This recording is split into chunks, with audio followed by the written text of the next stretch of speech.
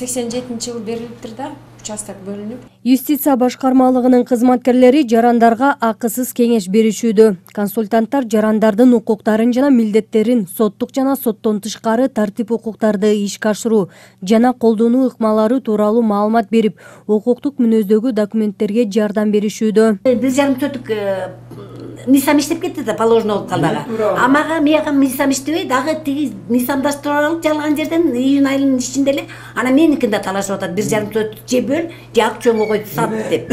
Жарандар арасында социалдык маселелер боюнча жөлөк пул алуу, жер тилкелерин берүү жана документтерди тариздөөгө байланышкан көйгөйлөр менен кайрылгандар көп.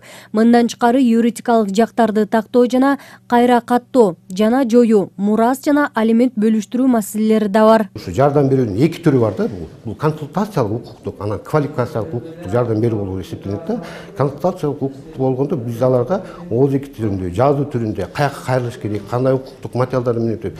Биз жарандарга биринчи укуктук маалымат беребиз да, алар ошолорго укуктук маалымат берет. Ал эми квалификациялык жардам боюнча бул экинчи түрү да, экинчи квалификация. Алар квалификациялык жардам жарандарга жана кылмыш иштери боюнча, граждандык иштер боюнча, башка иштер боюнча, административдик иштер боюнча аларга атайын адвокат мамлекет эсебинен биз тараптан дайындалып, мамлекет акчасын төлөп берет, ошол боюнча аларга квалификациялык жардамдар берилет. Бүгүн 10-декабрь бүткүл дүйнөлүк адам укуктарын коргоо күнү. Бул күндүн алкагында Кыргызстанда жыл сайын 6-декабрдан 15-декабрга чейин калкка акысыз юридикалык кеңеш берүү декадасы жүргүзүлөт.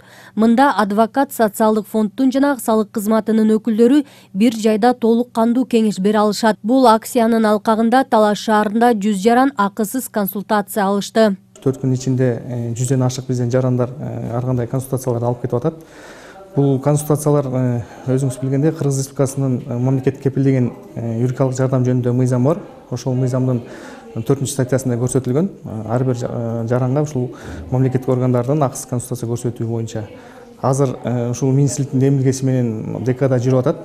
Декаданын алкагында ар бир министрликтин өкүлчүлүгүндө жарандар өздөрүнүн маселелери болсо бекер юридикалык кеңештерди ала алат да. Декаданын алкагында эмес, мындай күндөрдө эле министрликке тарабына келсе, биз акысыз консультация бере беребиз да. Жыл башынан бери Талас облусундагы юстиция башкармалыгынын кызматкерлери тарабынан 850 жаран юридикалык кеңеш алышкан. Беле кетсек, калкка акысыз юридикалык кеңеш берүү 15-декабрга чейин улантылат. Гүлжамал Багышбекова, Бакыт Жамакеев, Урмат Догдурбек уулу, Талаш шаары.